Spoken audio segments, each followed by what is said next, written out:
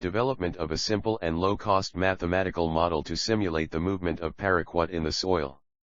Abstract globally, agriculture is evolving into intensive agriculture, which is increasingly using pesticides to increase yields. Cameroon as well as other developing countries have not been left behind. The Djuttitsa River Basin in the west region of Cameroon, the focus of this study, is an important intensive agricultural area and thus uses a lot of pesticides. The high usage causes pollution of soils and water with potential negative impacts on the environment and human beings. In order to better understand the movement of pollutants in the soil, numerical models are used. Many of the developed models in developed countries are difficult to use in Sub-Saharan Africa due to insufficient data. Therefore, there is a need to develop suitable models for use in this part of the world. In this study, a one-dimension, 1D, simple numerical model of the movement of paraquat, pesticide, from the soil surface to a depth of 1 m in the study site was developed. To do this, the depth was segmented into a succession of horizons of 10 cm each, and soil properties was determined. The convection dispersion equation that governs the transport of pollutants in the soil was solved numerically, by the finite volume method, and a syllab code was written to obtain numerical solutions of the equation, followed by simulation using data from the study area. To validate the model, an experiment was carried out in the laboratory where undisturbed soil samples from the study area were polluted with a commercial solution of paraquat previously prepared with a concentration of 5.4A10-4 mol.L1, and the filtrates were collected every 10 minutes and analyzed with a UV visible spectrophotometer to determine their concentrations. 4 statistical tests were done. The Kolmogorov-Smirnoff test to ensure that the values of the simulated and experimental concentrations follow a normal law was carried out, the t-test which compares for each horizon and at each instant the values of the simulated and experimental concentrations, then the mean standard error, MSE, and mean absolute error, MA, which compare the differences between the values of the simulated and experimental concentrations. The efficiency of the model was later calculated using the formula of Marin-Benito by comparing values simulated by the model and those obtained in the laboratory. The efficiency was found to be 97.5%. Keywords: Cameroon, model, convection dispersion equation, infiltration, pesticides, pollution. Introduction. Water is an invaluable and vital natural resource whose availability has always been a concern. The demand for water has increased over the years due to the increasing population. 1. During the last decade, environmental water quality has greatly deteriorated due to uncontrolled discharge of industrial wastes, high pesticide and fertilizer usage in agriculture, as well as poor management of water resources too.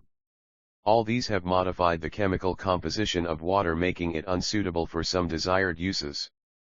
Poisoning due to pesticides affects about 1 to 5 million people a year. 3. It is estimated that there are about 220,000 deaths annually in the world due to pesticides. 4. Developing countries use only 25% of the pesticides produced in the world, but they account for 99% of the deaths in the world due to pesticides poisoning, especially in rural areas, most often due to poor handling, usage, and storage of pesticides. 5. These deaths arise due to the consumption of water polluted by pesticides with concentrations over the authorized limit of 0.1. 1 for each pesticide and 0.5. 1 for the total of all pesticides. 6. To appreciate the problem of contaminated water resources due to the use of pesticides in agriculture and evaluate the risks of environmental pollution, mathematical models of the movement of pesticides have been developed. These models can be used to quantitatively evaluate the potential impact of pesticides, by simulating the movement of a given pesticide through air, soil, and water. However, these models require data that are most often not available in most developing countries. 7. Hence, there is a need to develop models for data-scarce environments. Materials and methods. Presentation of the study area. This study was carried in Djuttitsa, situated on the southern flank of the Bambutos mountain in the western region of Cameroon, 8 between latitude 5A degree 24 and 5A degree 45 north, and between longitude 10AA degree 2 and 10AA degree 40, figure 1. This area was selected due to the intensive agricultural activities carried out there, with high use of pesticides. The predominant crops cultivated are Irish potatoes, cabbages, carrots, spices, and T9. Divergence formula, an integral formulation of the fluxes over the boundary of the control volume is then obtained. To resolve the equation, the finite volume method was used. The finite volume method is a discretization method that is well suited to the numerical simulation of systems obeying the principle of conservation of matter. This method is locally conservative because it is based on a balance approach. A local balance is written on each discretization cell called control volume. By the was written and the parameters from the study area were used. Determination of soil parameter. 3 cartographic units, bottom, middle, and top of the slope of the study were identified. In each unit, 3 samples were collected using a cylindrical ring with 5.05 cm diameter and 5 cm height with total volume of 100 cubic centimeters in 9 different plots in the study area. Granulometric analysis was determined by the Pipette-Robinson method 11 to assess the soil texture of the study area. Values of water content were determined by the thermogravimetric method 12 as well as the bulk density 13, absorption coefficient 14 and hydraulic conductivity by permemeter method based on Darcy's law 15. The soil organic carbon of the soil was determined using the titration method 16. The percentage of organic matter is determined using equation 6. Determination of experimental concentration in the laboratory. A Paraquat solution was prepared with similar concentration to that used by farmers in the study area. That is, 75 ml of Paraquat 200 mg/L1 in 15 liters of water. This gave a concentration of 5 ml for 1 liter, with a molar concentration of 5.4 A10-4 mol.L1. Soil samples were washed with water and the filtrate collected and analyzed under a UV visible spectrophotometer to ensure the initial absence of paraquat in the soil. After obtaining the absorbance values, the Beer-Lambert law was used to deduce corresponding concentrations. The Beer-Lambert law is given as analysis of result. To validate the developed model, 4 statistical tests were made, the Kolmogorov-Smirnoff test to check the normality of the values of the experimental concentrations and simulated by the model.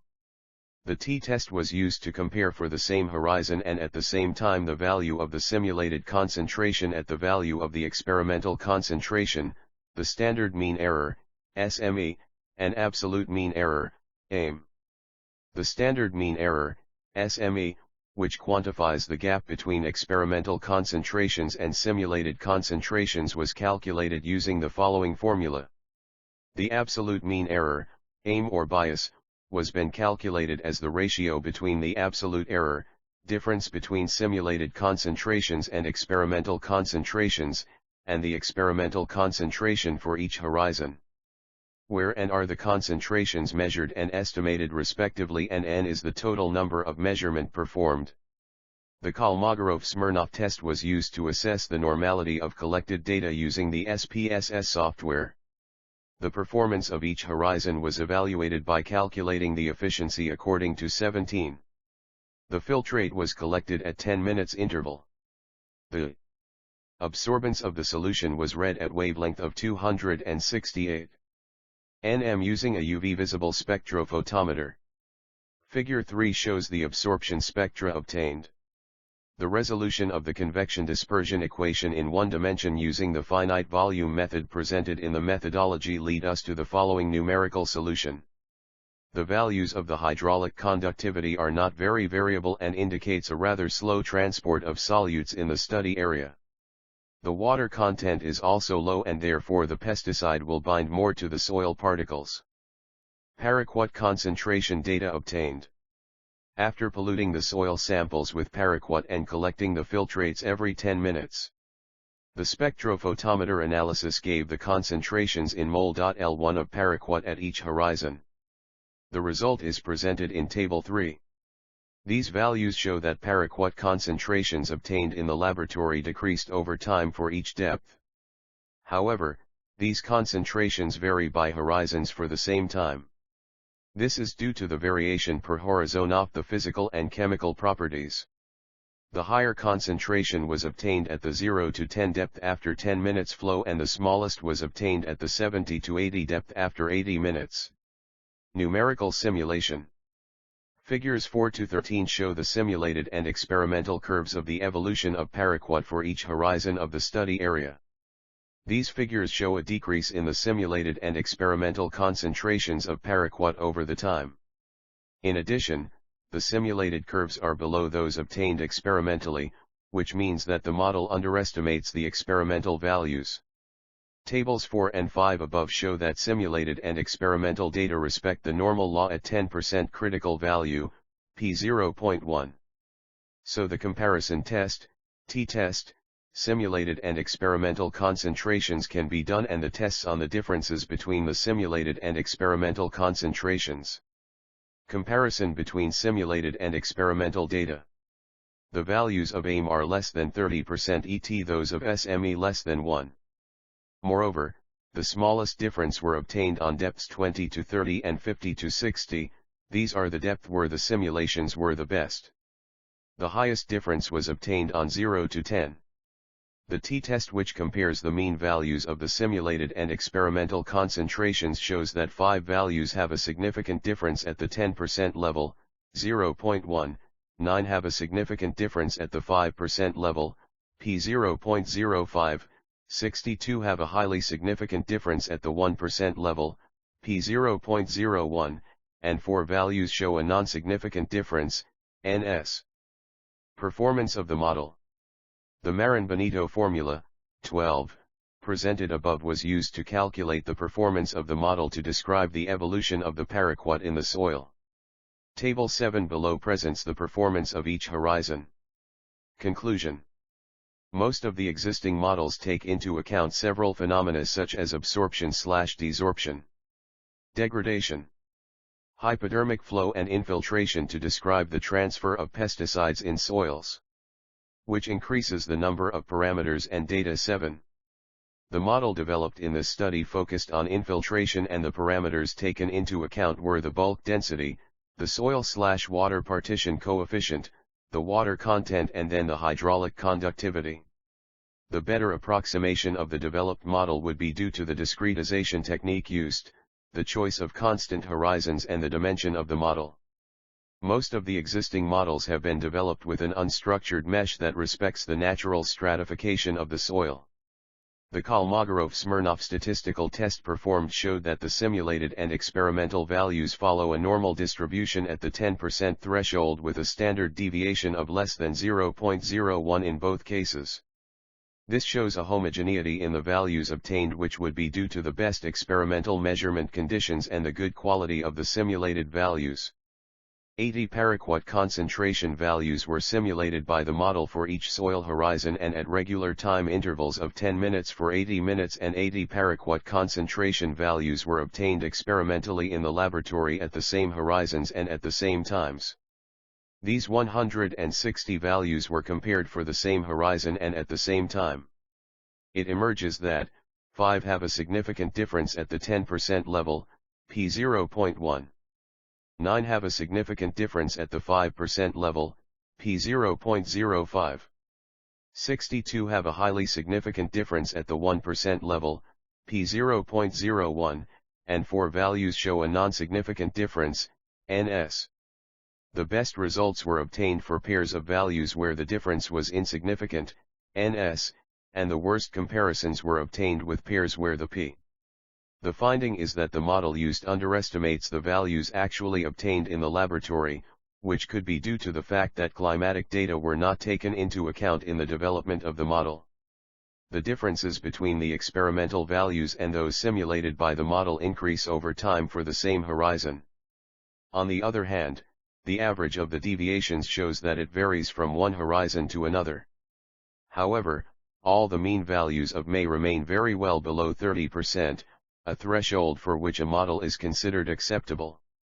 Likewise, the mean standard error, MSE, values are well below unity. Further confirming the quality and precision of the model used.